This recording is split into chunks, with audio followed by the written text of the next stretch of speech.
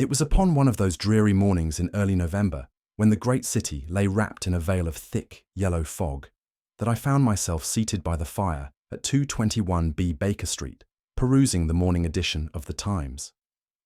Holmes, as was his habit on such occasions, lounged upon the settee, his long fingers interlaced, his keen grey eyes half closed, as though in meditation.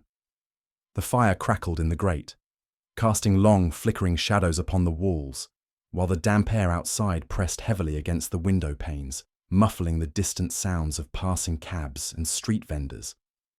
I had scarcely turned the page when a low, impatient sigh from Holmes drew my attention. He had not moved, yet I could sense the restless energy stirring beneath his outward languor. "The air is thick with secrets today, Watson," he murmured.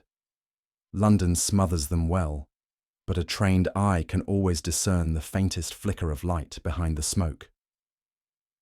Before I could press him for the meaning of his cryptic remark, there came a sharp rap at the door, followed by the hurried step of Mrs. Hudson in the passageway. A visitor, then, a rather urgent one by the sound of it. Holmes sat up abruptly, his eyes now alight with interest. "Ah," he said with a faint smile. "The morning's diversion has arrived." The door swung open, and Mrs. Hudson, with an air of mild disapproval at the early disturbance, admitted a young woman into the room. She was no more than 25, wrapped in a dark travelling cloak, her face pale and drawn, with eyes that darted anxiously about the room before settling upon Holmes. "You are Mr. Sherlock Holmes?" she asked, her voice barely above a whisper. Holmes inclined his head. "And this is my colleague, Dr. Watson. Pray do take a seat. I perceive that you have come some distance and in considerable haste." The woman sank into the offered chair, her hands trembling as she fumbled with the clasp of her cloak. It was then that I observed the unmistakable signs of distress. Her fingers clenched and unclenched with nervous energy, her lips pressed tightly together as though to steady herself against some inner turmoil. "You must forgive my intrusion," she said at last, her voice breaking. "But I have nowhere else to turn. My name is Evelyn Hartley, and I fear my fiancé has been murdered." There was a brief silence.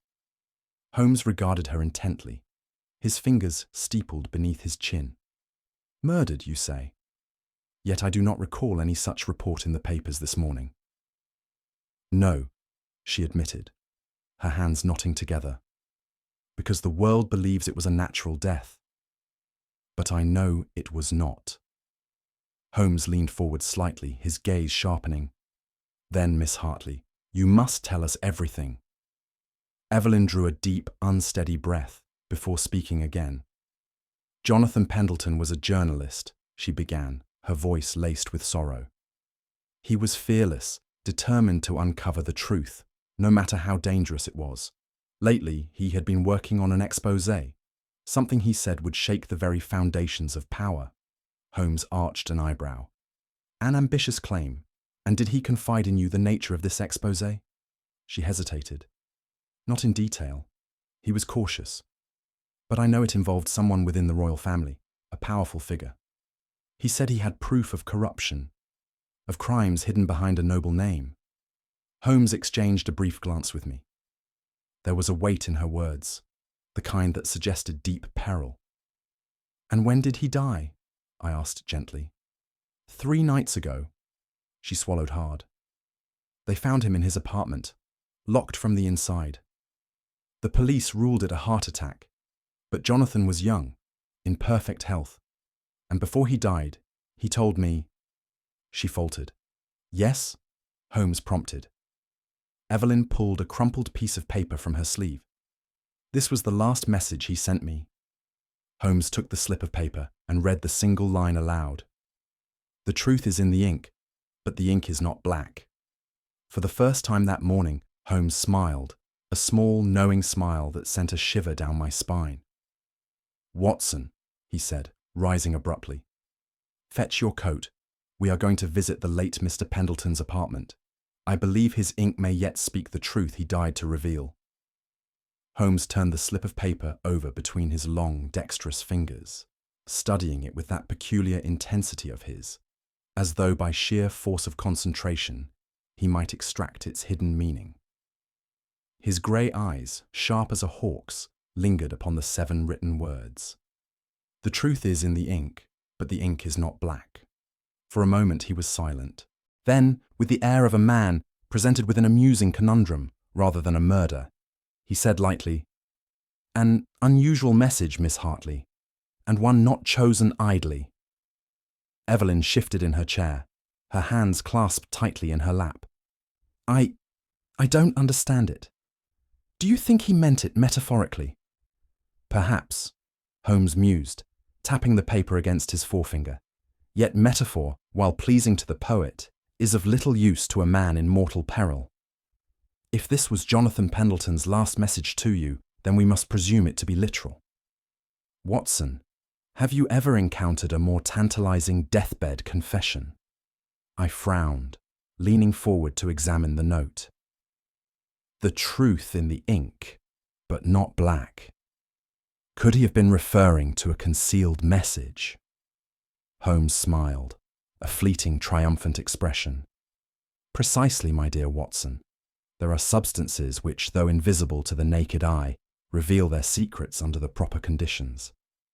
Miss Hartley, this note alone has already confirmed that your fiancé's death warrants investigation. Whatever Mr. Pendleton discovered, he feared it would be erased, so he committed it to an ink that would not betray him so easily."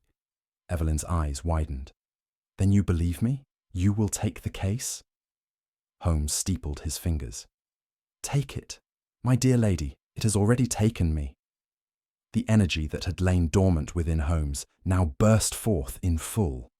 He sprang to his feet, his long dressing gown billowing about him as he paced the room, his mind already 5 steps ahead of the conversation. "Watson, fetch your coat. We shall call upon Mr. Pendleton's lodgings at once." Evelyn rose as well, her relief evident. "Then, you believe there was foul play?" Holmes threw her a glance of quiet amusement.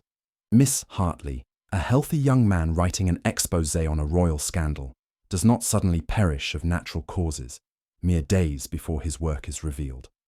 If the official verdict were correct, then we must accept a remarkable coincidence indeed." He turned to me, fastening the buttons of his coat with brisk efficiency.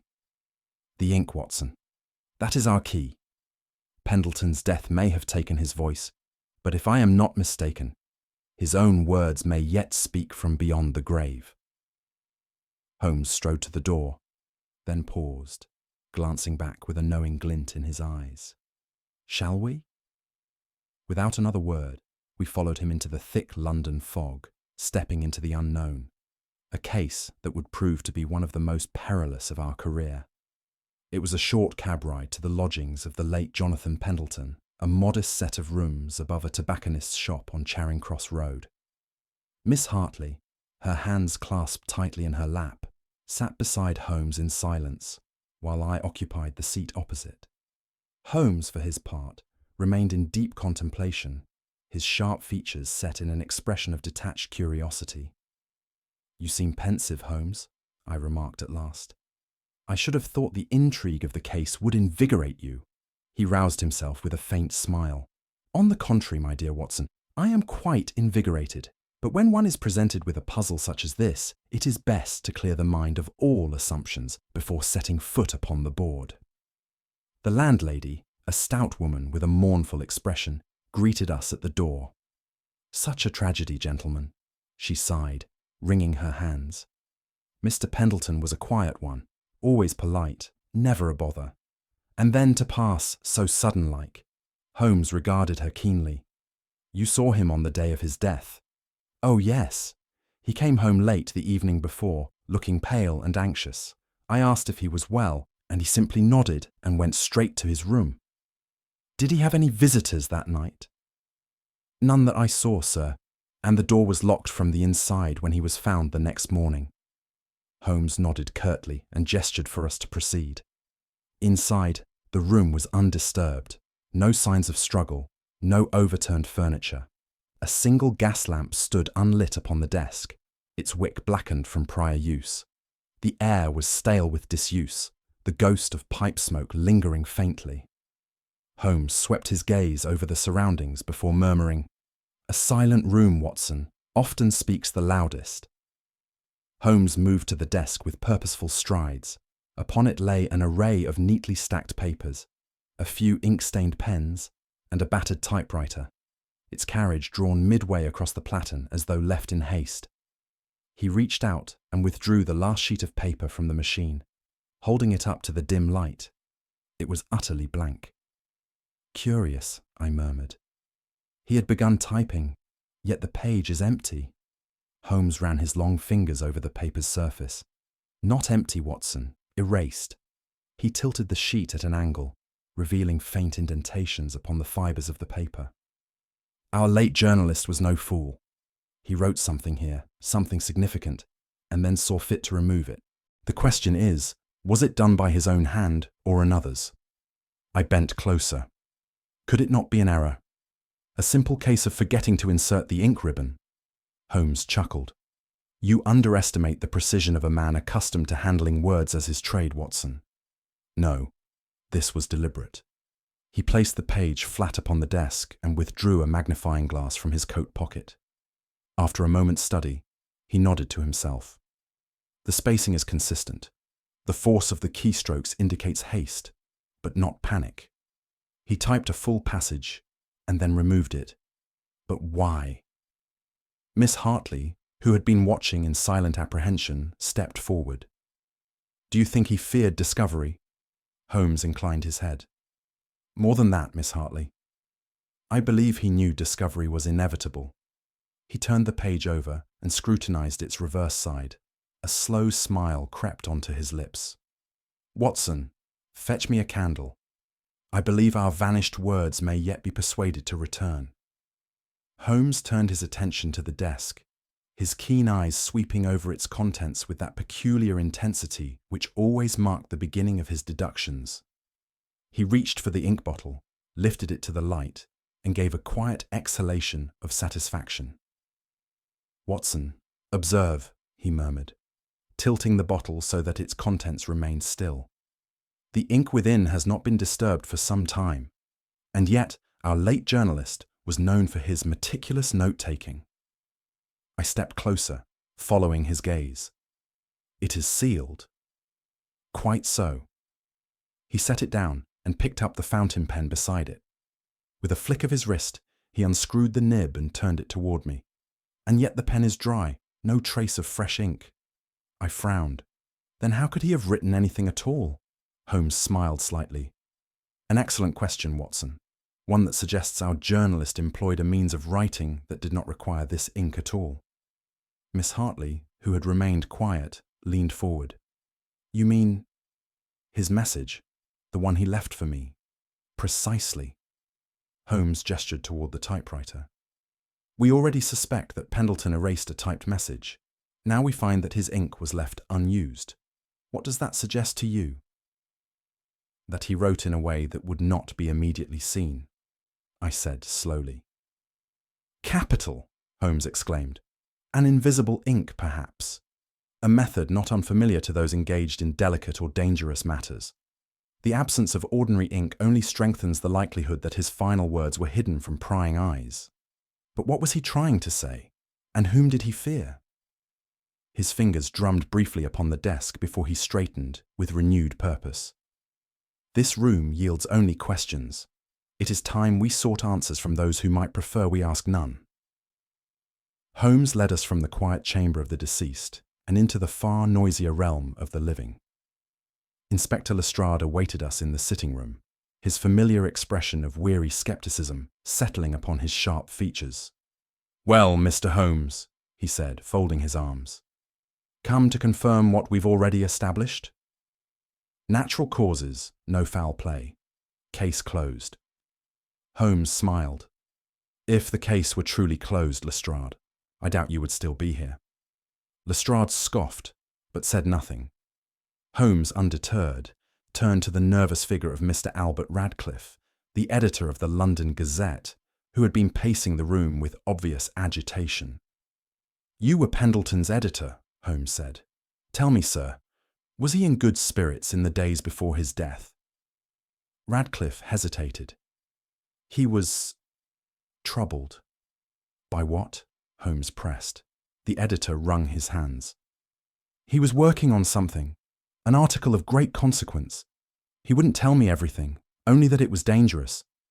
And then, 2 days before he died, he gave me the final draft. But, he swallowed hard. I burned it. Miss Hartley gasped. You destroyed it. I had to, Radcliffe burst out. A man came to my office, a man I'd never seen before. He warned me that if the article was published, there would be dire consequences. I panicked. Holmes studied him a moment longer, then turned to the last figure in the room, Lord Percival Armitage, an austere man in a tailored coat, his expression one of profound disinterest. Lord Armitage, Holmes said smoothly, you represent the royal household. Tell me, do you share Mr. Radcliffe's belief that Pendleton's work was dangerous? Armitage gave a slow, deliberate blink. The press is always eager to create scandal where none exists. His article, whatever it contained, was nothing more than idle speculation. Holmes tilted his head. And yet, Lord Armitage, men do not threaten editors over idle speculation. Armitage's gaze did not waver. If you wish to chase ghosts, Mr. Holmes, I cannot stop you. But I assure you, you will find nothing but smoke. Holmes clasped his hands behind his back. Smoke, perhaps. But where there is smoke, Lord Armitage, there is usually fire. We descended the narrow staircase of Pendleton's lodgings in silence, Holmes leading the way with swift, assured steps. Miss Hartley, pale and troubled, clutched at the folds of her cloak, her mind doubtless burdened by the revelations of the evening. As we stepped out into the cold night air, a thick fog had settled upon the street, clinging to the cobblestones and muffling the distant clatter of carriages.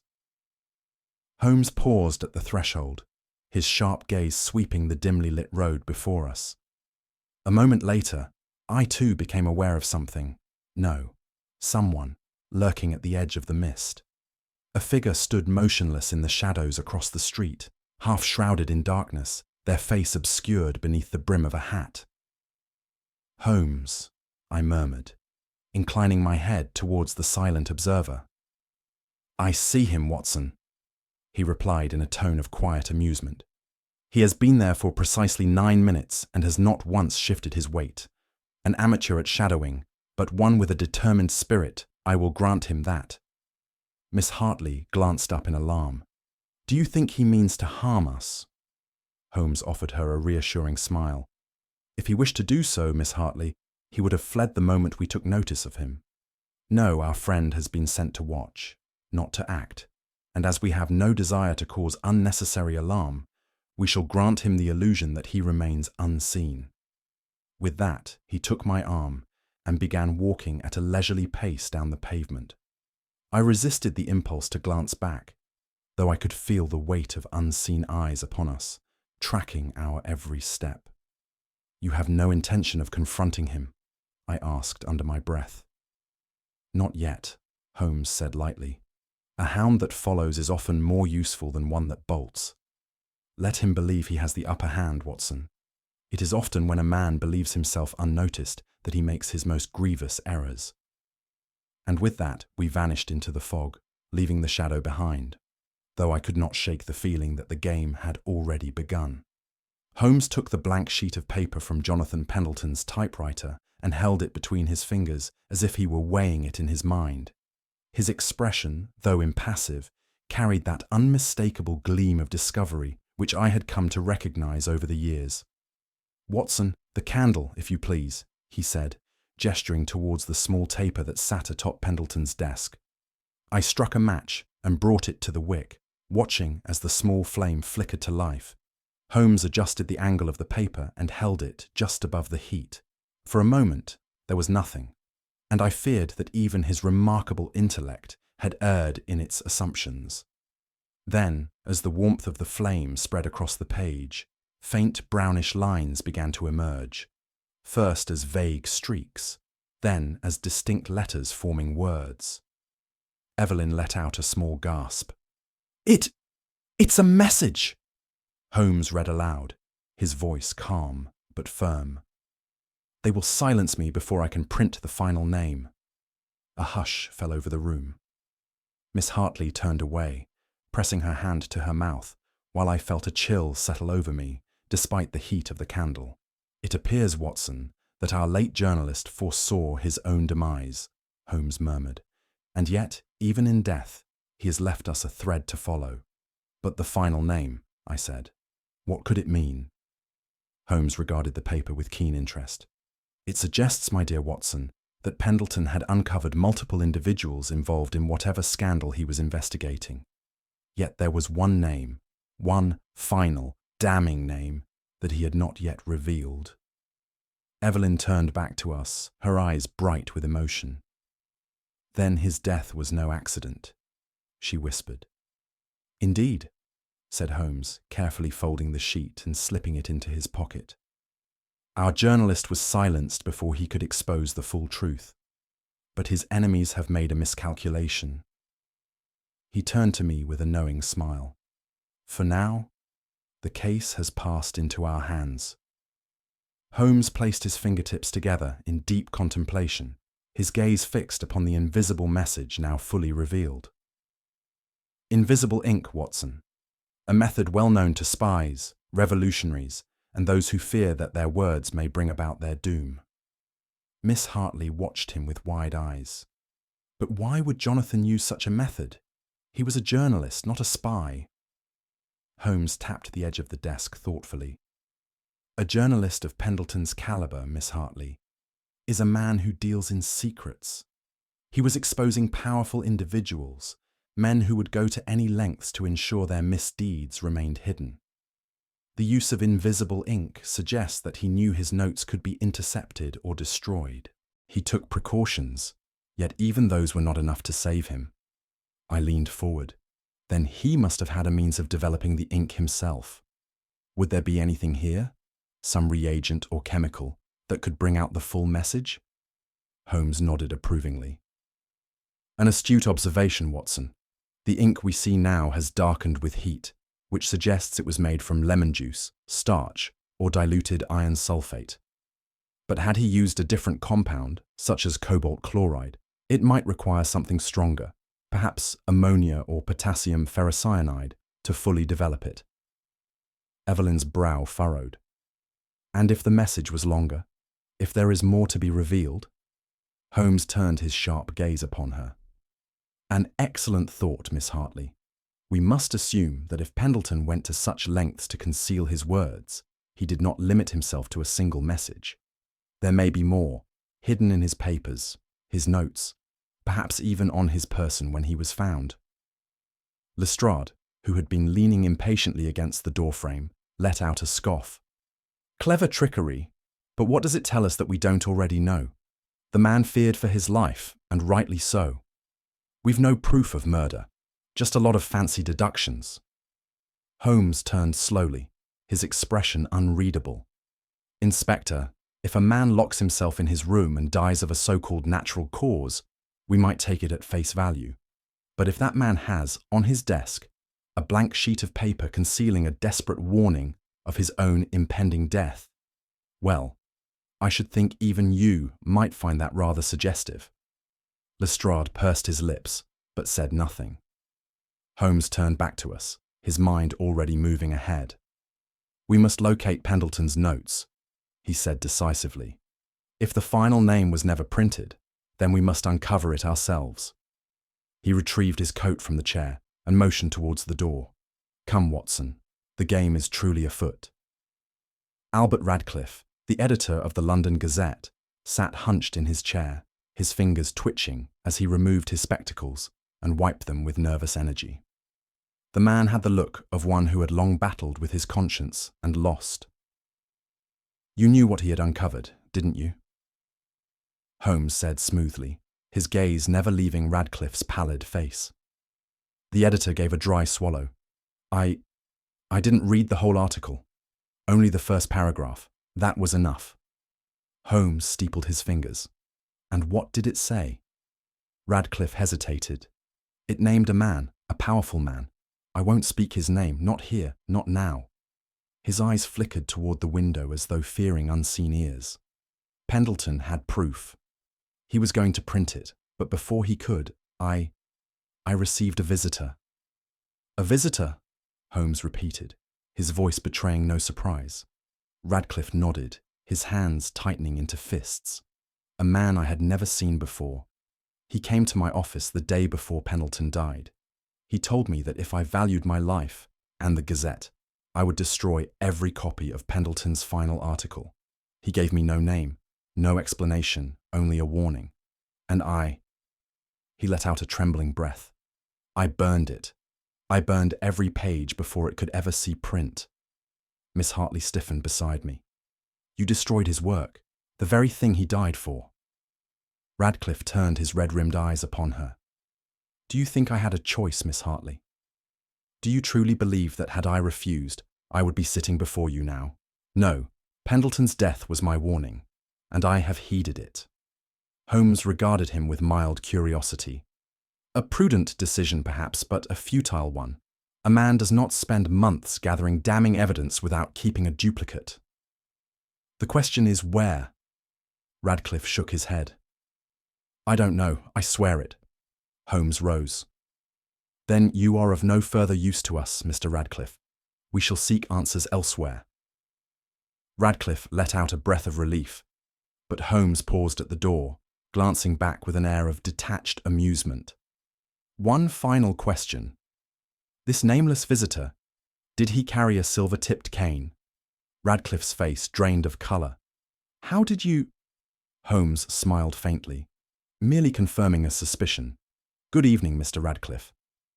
As we stepped into the night, I turned to Holmes. You recognised the description? Indeed, Watson. It would appear that Lord Percival Armitage has more than a passing interest in this case. The question is, how far will he go to keep his secrets buried? The answer to that question came far sooner than either of us expected. Holmes had arranged to meet Charles Whitmore, a former informant of Pendleton's, at a discreet location in Whitechapel. The man had sent a hurried note, offering information that, in his words, could set the whole city ablaze. We arrived at the appointed place, a dingy back alley behind a shuttered warehouse, only to find the meeting would never take place. Charles Whitmore lay slumped against the damp bricks, his hat toppled beside him. A dark stain spread from the centre of his chest, glistening under the gaslight. A single bullet had silenced him forever. Miss Hartley let out a strangled cry. I moved swiftly to examine the body, but Holmes had already crouched beside it, his fingers pressing lightly against Whitmore's wrist before shaking his head. Dead. No more than 20 minutes. Lestrade, whom Holmes had wisely summoned in advance, let out a sharp curse. Another one! Damn it, Holmes. This is getting out of hand. Holmes ignored him. His hands moved swiftly, searching Whitmore's pockets, retrieving a crumpled piece of paper. He held it up to the light and read the single line scrawled upon it. Trust no one. The name is hidden in the ink. A slow, grim smile crossed Holmes's face. Watson, it seems our journalist was cleverer than we thought. His work was not lost. It was merely waiting to be found. Lestrade scowled. And what the devil does that mean?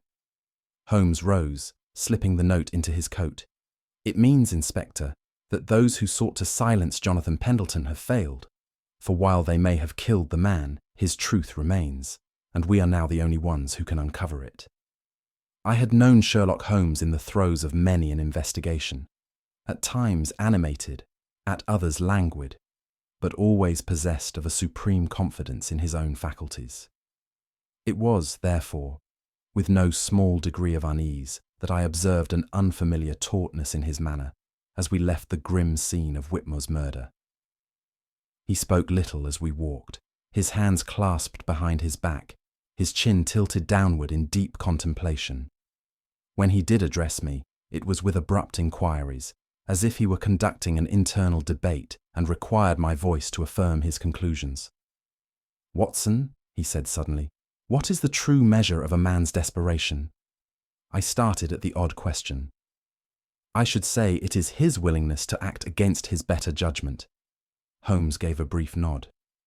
And what then do you make of a man willing to kill twice in as many days, in plain view of London's streets? I hesitated. That he is not merely desperate, but ruthless. Holmes's gaze was sharp. Or that he is but a servant to greater powers, Watson. Powers that do not fear scrutiny, because they believe themselves beyond it. He fell silent again, but I detected a slight tightening of his jaw. For the first time in our long acquaintance, I felt the distinct impression that even Holmes himself was weighing the true danger of the game we were now playing. It was nearing midnight when we turned the corner into Baker Street, both of us deep in thought. We had scarcely taken 10 paces toward our lodgings when Holmes seized my arm and pulled me sharply back. At that instant, a dark carriage, its driver obscured by shadow, hurtled past at a reckless speed, its wheels narrowly missing the place where we had stood but a heartbeat before. The horse's hooves clattered violently against the cobblestones before the vehicle disappeared into the mist, vanishing as swiftly as it had come. A most unsubtle warning, Holmes murmured, dusting off his coat. And yet, I fear it will not be the last. Mrs. Hudson met us at the door, her face pale. A man left this for you, Mr. Holmes. He said you'd understand what it meant. She handed him a folded note. Holmes opened it and scanned the brief message within. Some secrets are worth more than lives. Cease your meddling, Mr. Holmes.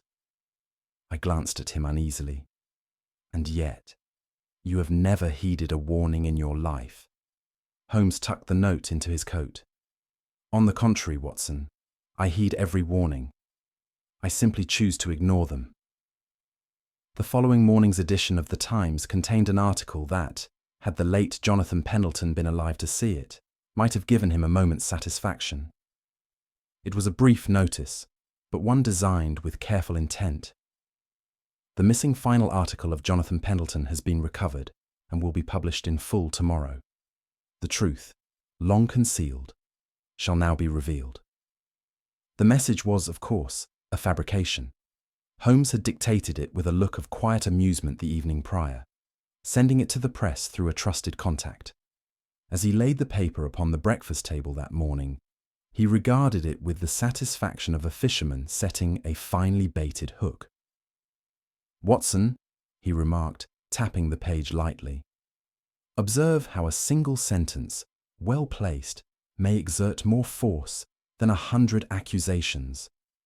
This shall stir our adversary to action, for nothing provokes the guilty so much as the thought that their crimes are soon to be exposed. I frowned. But what if they do nothing? Holmes smiled. Then I shall be most surprised. And yet I do not believe our enemy is a man who allows fate to decide his affairs. No, Watson. I rather think we shall receive a visitor tonight, one with gloved hands and a most pressing need to recover a document that does not exist. Miss Hartley, who had joined us that morning, looked up with alarm. You mean to draw them out? Precisely, Holmes replied. Our adversary believes he has tied off every loose end. First Pendleton, then Whitmore, both silenced. But now, with the prospect of a hidden article emerging, he must act again. He will attempt to erase the last trace of his crime, and when he does, we shall be waiting. He folded the paper and rose, his expression one of quiet determination. Tonight, Watson, we return to Pendleton's office. The game has entered its final act. The room in which Jonathan Pendleton had written his final damning words was dark when we entered it that night. Holmes moved silently, taking up a position in the farthest corner, while I remained nearer to the desk. The only source of light was the faint glow of the street lamp outside, filtering weakly through the curtains. We waited. The stillness was oppressive. Minutes passed in heavy silence, broken only by the occasional creak of the building settling. I felt my pulse quicken, my fingers tightening around the revolver in my coat pocket. And then, at last, it came. the soft, deliberate turn of the handle. The door opened soundlessly. A figure slipped inside, moving with the caution of one well versed in secrecy. His form was draped in darkness, save for the glint of a silver ring on his right hand as he reached for the desk. He moved with purpose, rifling swiftly through the drawers, his every action betraying the urgency of a man who knew time was against him. A breath of air stirred beside me, and before I could react, Holmes had stepped forward. "I should advise you to stop there," he said, his voice low and unhurried. The figure spun, drawing a weapon, but Holmes was faster. With a swift motion, he knocked the gun aside and seized the intruder by the wrist. A brief struggle ensued, but it was clear the man was outmatched. In a moment, he was pressed against the desk, Holmes's grip like iron upon his arm. "Remove the mask," Holmes commanded. I stepped forward and pulled back the fabric covering the man's face. Even in the dim light, I recognized him at once. "Lord Percival Armitage," I murmured. Holmes regarded him with something akin to amusement. "I rather thought it might be you." Armitage's breath came fast, his gaze flickering between us. "You have nothing on me," he snarled. Holmes smiled faintly. "On the contrary, my lord, I have you." Holmes's grip upon the man's wrist was firm as iron, and though the intruder twisted and struggled, it was clear that he was outmatched. I struck a match and held it aloft, the faint glow illuminating our captive's face. A gasp escaped Miss Hartley's lips, and even I was taken aback, though Holmes remained as composed as ever. "Lord Percival Armitage," Holmes said softly, his voice edged with the satisfaction of a puzzle completed. "How fitting that you should be caught at last within your own web." Armitage sneered, his noble features contorted with fury. "This is absurd," he spat. "You have no proof, no evidence to tie me to any crime." Holmes chuckled, a low, knowing sound. "And yet, here you are, my lord, prowling about the office of a dead man in the dead of night, rifling through his belongings. Hardly the behaviour of an innocent party." I stepped forward. "You dismissed Pendleton's claims as baseless slander, and yet you have risked your reputation, your very freedom, to retrieve what you assured us did not exist. What, pray, are we to make of that?" For the first time, Armitage hesitated. His confidence wavered, and for a fleeting moment, I saw the flicker of something beneath his bravado. Doubt, or perhaps fear. Holmes pressed his advantage. "Jonathan Pendleton was not the first to threaten your position, was he, my lord? Nor was Charles Whitmore. How many more have you silenced? How many voices have been drowned beneath the weight of your influence?" Armitage's fists clenched. "You cannot prove—" "Enough." Holmes cut him off, his voice suddenly sharp. "You were seen leaving Whitmore's lodgings the night he was murdered. A man of your station has no business in Whitechapel. And yet there you were. The silver-tipped cane you carry was identified by Albert Radcliffe as belonging to the very man who warned him to destroy Pendleton's article. And now you are caught red-handed, seeking to remove the last trace of your misdeeds. No, my lord, there will be no more lies.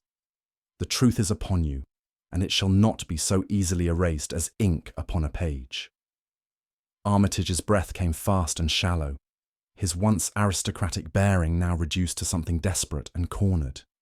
But even then, he was not done. With a sudden, violent jerk, he wrenched himself free of Holmes's grasp and lunged for the door.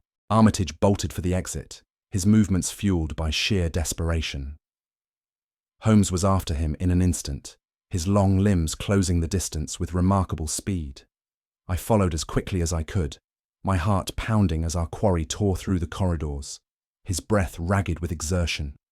He reached the staircase, taking the steps 2 at a time, but as he rounded the final corner, a shadow loomed before him. There was a scuffle, a sharp cry of surprise, and then a pair of strong hands seized him, slamming him back against the banister. "Going somewhere, my lord?" came a familiar voice. It was Lestrade. The inspector's expression was grim as he tightened his grip, preventing any further escape. "I suspected you might try something foolish," he said. "It seems I was right." Holmes arrived beside them, brushing an invisible speck of dust from his sleeve. "An elegant conclusion, Watson," he remarked, turning to me with an air of quiet satisfaction. "The man who sought to hide from the truth has at last run directly into it." Armitage thrashed once more, but it was in vain. "You fools," he spat. "You have no idea what you are meddling with. There are forces greater than you, greater than all of us. Do you think this will end with me?" Holmes regarded him coolly. "Perhaps not," he conceded, "but it most certainly ends with you tonight." Lestrade wasted no further words. With a nod to his men, he hauled Armitage upright. "Lord Percival Armitage, you are under arrest for conspiracy, blackmail, and the murders of Jonathan Pendleton and Charles Whitmore. You had your chance to escape justice, but now the law will have its say." For the first time, true panic flashed across Armitage's face. "You do not know what you are doing," he hissed. "This will not—" "Take him," Lestrade ordered. The constables obeyed, dragging him toward the waiting carriage. Holmes watched them go, his face unreadable. Only when they had disappeared into the night did he turn to me, his voice low and contemplative. "There are indeed forces greater than us, Watson," he mused. "But I have long since found that, no matter how vast the shadow, truth has a way of breaking through in the end." And with that, he turned on his heel and strode back into the night, leaving me to follow in his wake, knowing that, once again, justice had been served. It was 2 days after Lord Percival Armitage's arrest that Holmes and I sat once more in our familiar quarters at Baker Street. The morning papers spread before us. The case, now the subject of intense public scrutiny, had shaken even the highest echelons of power, yet the full extent of its revelations remained known only to a select few. Miss Hartley sat across from us, her hands clasped tightly in her lap, her face pale but resolute. She had listened in silence as Holmes pieced together the final threads of Jonathan Pendleton's tragic fate, and now, as he concluded his account, she exhaled a long, tremulous breath. "So, it was all true," she murmured. "Everything Jonathan feared, the danger he was in, it was real. More real than even he had anticipated," Holmes replied. "Jonathan Pendleton stumbled upon a scheme more insidious than mere political scandal. He uncovered a network of blackmail, manipulation, and ultimately murder, a conspiracy that had thrived under the protection of high office." Miss Hartley looked up sharply. "But why? What was Armitage's true purpose?" Holmes tapped a slender finger against the arm of his chair. "Power, Miss Hartley. Lord Armitage had positioned himself as a silent arbiter of influence, using blackmail to control those in power. He gathered damning secrets, using them as leverage over officials, industrialists, even minor royals. Those who proved useful were coerced into his service. Those who posed a threat were removed." She shuddered. "And Jonathan was one of those threats." Holmes inclined his head. "Precisely. Your fiancé's investigation led him dangerously close to exposing Armitage's network. The moment he wrote his first article, his fate was sealed. The second article, the one that never reached the press, contained the final piece, the name of the man orchestrating it all. Armitage could not allow it to surface. Lestrade, who had been listening with his usual mix of skepticism and reluctant admiration, cleared his throat. "A fine tale, Holmes. But tell me this, why did Pendleton not go straight to the authorities?" Holmes smiled faintly. "He did. And what do you suppose happened?" Lestrade frowned. "No report, no record of it." "Exactly," Holmes said. "His warning was silenced before it could even reach the light of day. He understood then that he had but one weapon left, the press. That, Lestrade, is why he wrote in ink that could not be erased." Miss Hartley's voice was barely above a whisper. "And now, what will become of Armitage?" Lestrade folded his arms. The evidence is damning. He'll face trial, and no amount of influence will save him now. Holmes gave a slight nod. Justice, Miss Hartley, may be delayed, but it is rarely denied. Holmes rose and walked to the cabinet, retrieving a folded sheet of paper from his pocket. Here, he said, holding it up. The last words of Jonathan Pendleton, preserved in an ink meant to outlast even death. Miss Hartley took it hesitantly. This was written in invisible ink. Indeed, Holmes said. A clever choice. Iron gall ink, which darkens permanently when exposed to an acidic solution. It was Pendleton's safeguard, ensuring that if anything happened to him, his words would not be lost. She unfolded the page with trembling fingers. The writing, once concealed, now stood boldly across the surface. I saw her eyes flicker across the words, widening with each line. It's all here, she whispered. Names, dates, accounts of secret meetings, proof that Armitage was behind it all. She looked up. But how did he keep this hidden? Holmes leaned forward. The key, Miss Hartley, was misdirection. Pendleton suspected his notes would be seized or destroyed, so he used multiple methods of concealment. Some pages he erased with lemon juice, to be revealed later by heat. Others he coated with a thin layer of wax, making the ink disappear until treated with the correct reagent. But his most ingenious trick was the one that ultimately led us to his truth. I nodded. The ink that was never used. Holmes smiled. Precisely, Watson. He left behind a desk full of unused ink and dry pens, ensuring that whoever searched his belongings would assume his notes had been destroyed.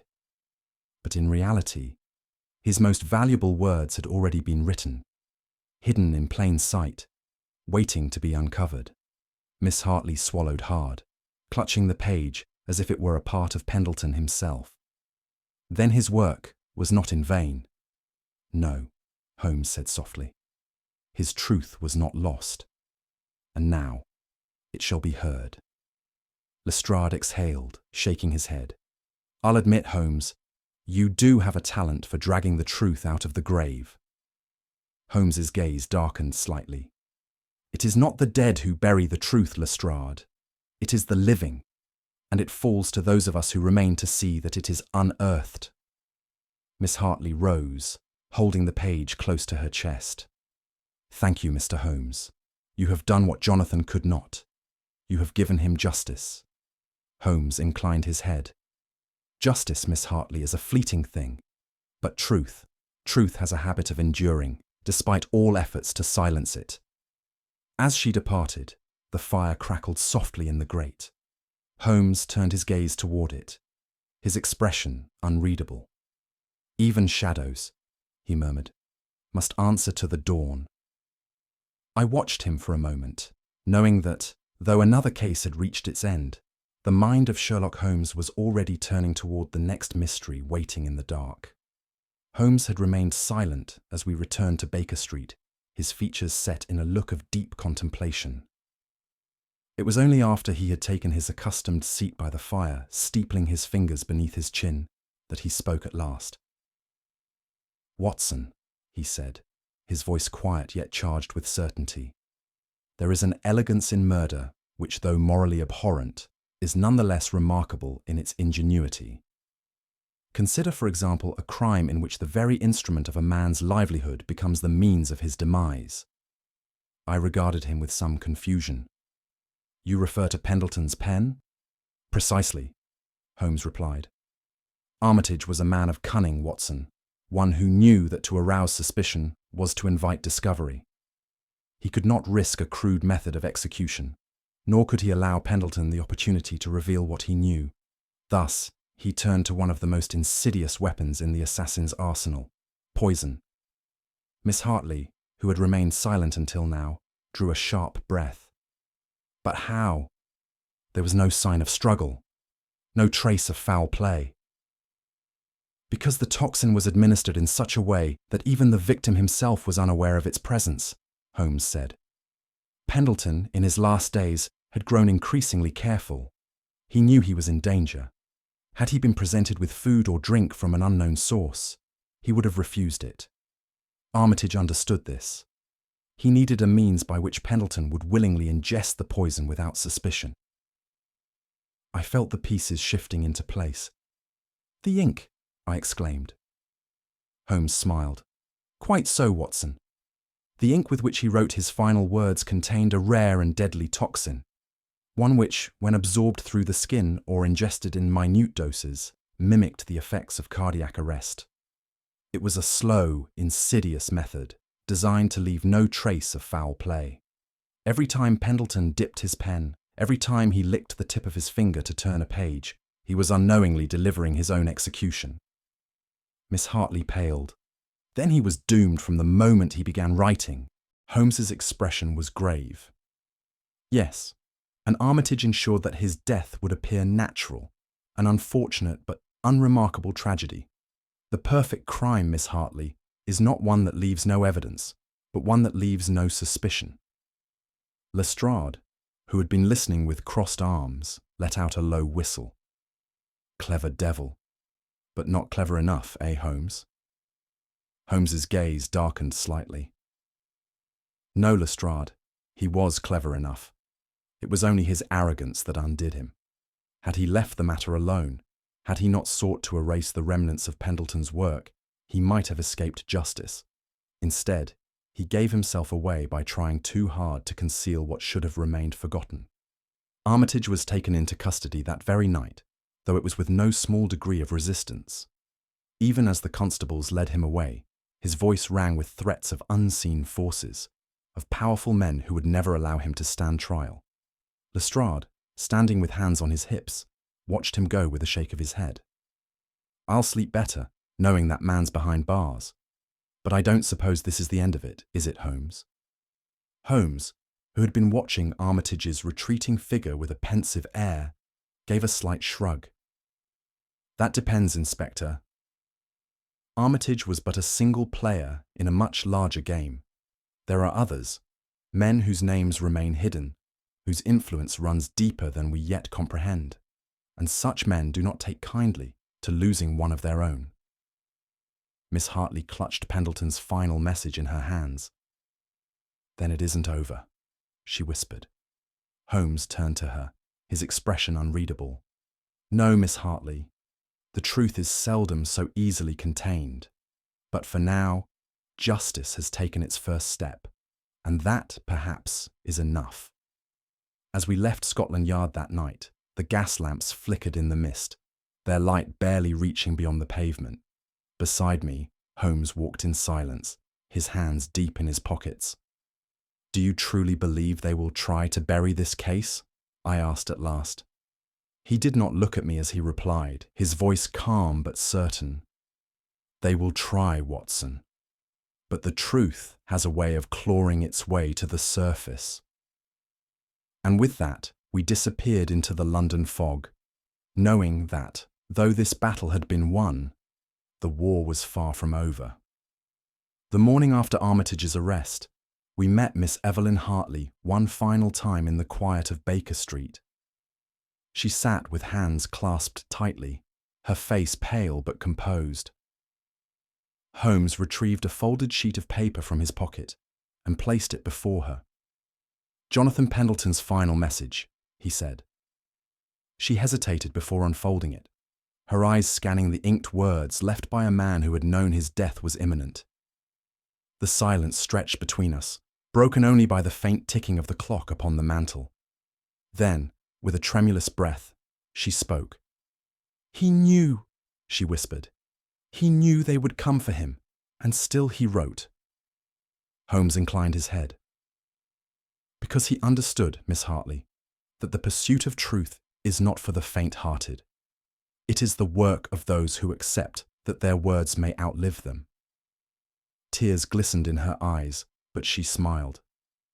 "He was not afraid." "No," Holmes said, "and because of that his truth has prevailed." She rose, pressing the paper to her heart. "Thank you, Mr. Holmes. You have given him back his voice." And with that she left, carrying with her the last testament of the man she loved. That evening, As the city settled into the quiet hum of midnight, Holmes and I sat before the fire, the events of the past days lingering like shadows upon our minds. "Tell me, Holmes," I said at last, "do you believe this case is truly closed?" Holmes did not immediately respond. He sat in his chair, his gaze fixed upon the flickering embers, his long fingers steepled beneath his chin. "There are cases, Watson, that conclude with the arrest of a single man. And then there are those where the true adversary is not a man at all, but an idea, a force that thrives in silence and secrecy. You fear there are more like Armitage." Holmes exhaled softly. "There are always more. He was but one strand in a greater web.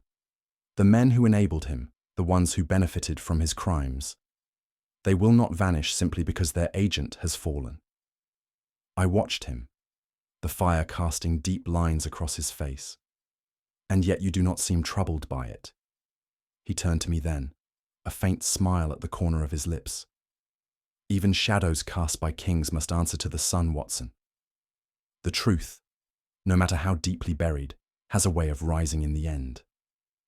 I could not help but feel that, even in that moment of victory, Holmes was already turning his mind to the next great battle against the unseen forces of the world. And so, in the dim glow of Baker Street, another case was laid to rest. The fire had burned low in the grate, casting long shadows across the sitting room of 221B Baker Street. Holmes had remained silent for some time, his gaze fixed upon the embers, as though searching for answers in their dying glow. "You see, Watson," he said at last, "it was never simply about a man seeking to conceal his crimes. Armitage's true power lay in his ability to make the world believe there was no crime at all." I frowned. "You mean the deception itself was his greatest weapon?" Holmes nodded. "Indeed. There are men who wield knives and men who wield influence. The latter are by far the more dangerous, for their crimes are not written in blood, but in whispers, omissions, and the quiet eradication of truth. Pendleton knew this. He understood that the greatest danger is not in what is seen, but in what is deliberately hidden." I considered this for a moment before speaking, and yet, in the end, the truth did emerge. Holmes gave a faint smile. "Ah, but at what cost, Watson? That is the true question. How many voices must be silenced before one is finally heard?" Holmes reached for his pipe, his expression thoughtful. "Tell me, Watson, what do you believe was Armitage's greatest mistake? Was it his attempt to erase Pendleton's work, or was it simply the arrogance that made him believe he could? Now, dear listener, what do you think? What was the fatal misstep that led to Armitage's downfall? Was it a single error, or was he doomed from the start? Let us know your thoughts in the comments below. If you enjoyed this tale of deduction and intrigue, be sure to subscribe for more Sherlock Holmes mysteries. And if you know someone who delights in a good mystery, share this story with them. After all, the best mysteries are those that invite us all to think a little deeper. Until next time, keep your wits sharp and your eyes open. You never know where the next mystery may be hiding.